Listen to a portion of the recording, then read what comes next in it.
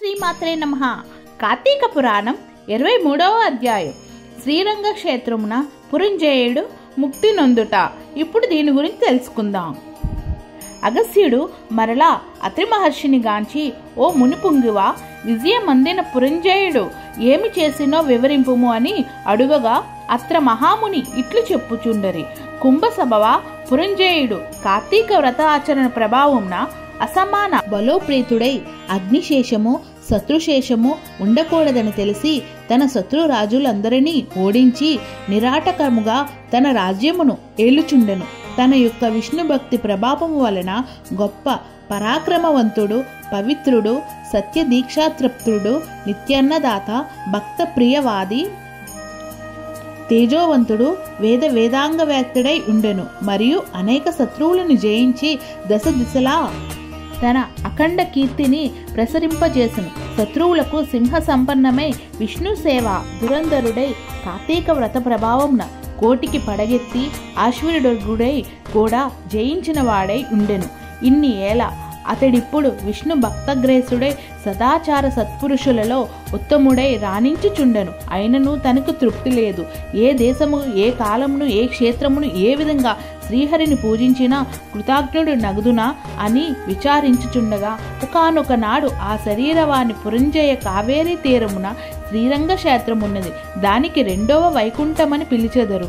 నీవచటకేగి శ్రీరంగనాథ స్వామిని అర్చింపుము. నీవు సంసార సాగరమును దాటి మోక్ష ప్రభావం నొందువు అని పలికెను. అంతటి పురంజేయుడు ఆయా శరీర వాణి వాక్యములకు విని రాజ్య భారమును మంత్రులకు అప్పగించి సపరివారముగా బయలుదేరి మార్గమధ్యమును ఉన్న పుణ్యక్షేత్రమును దర్శించుచు ఆయా దేవతలను సేవించుచు పుణ్య నదులలో స్నానం చేయుచు శ్రీరంగను చేరుకున్నాడు. అక్కడ కావేరీ నది రెండు పాయలలో ప్రవశించుచుండగా మధ్యన ఉన్న శ్రీరంగనాథ ఆలయమున శేషశయ్యపై ప్రవలించి ఉన్న శ్రీరంగనాథుని గాంచి పరవశమైంది.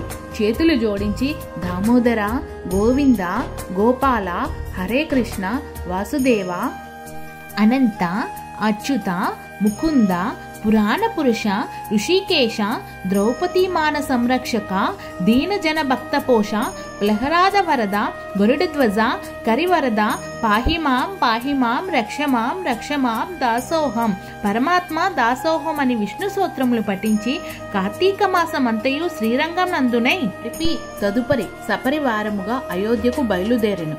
పురంజేయుడు శ్రీరంగనాథ స్వామిని సమక్షమున కార్తీక మాసంలో చేసిన వ్రతముల మహిమము వలన అతని రాజ్యమందలి జనులందరూ సిరి సంపదలతో, పాడి పంటలతో, ధన ధాన్యాలతో, ఆయు ఆరోగ్యములతో నుండిరి. అయోధ్య నగరముద్రుడ తర ప్రాకారములతో కలిగి, తోరణయంత్ర ద్వారములు కలిగి, మనోహర గృహ గోపురాలతో చతురంగ సైన్య సంతయువై ప్రకాశించుచుండెను.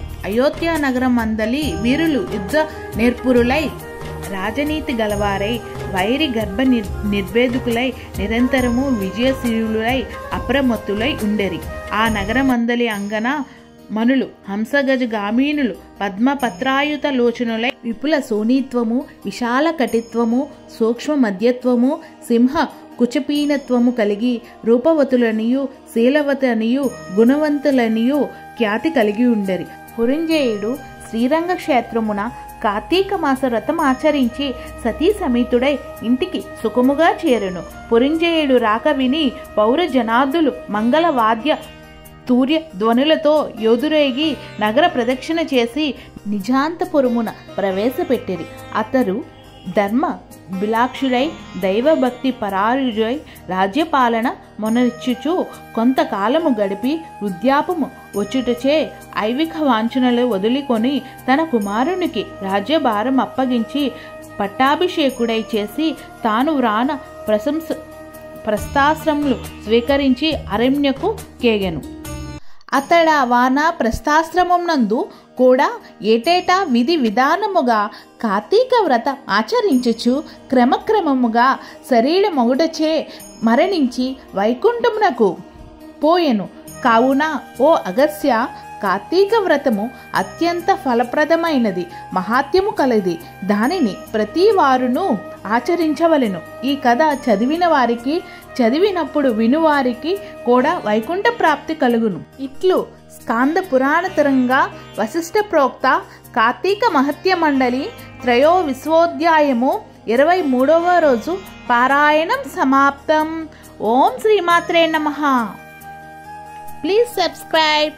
Thanks for watching.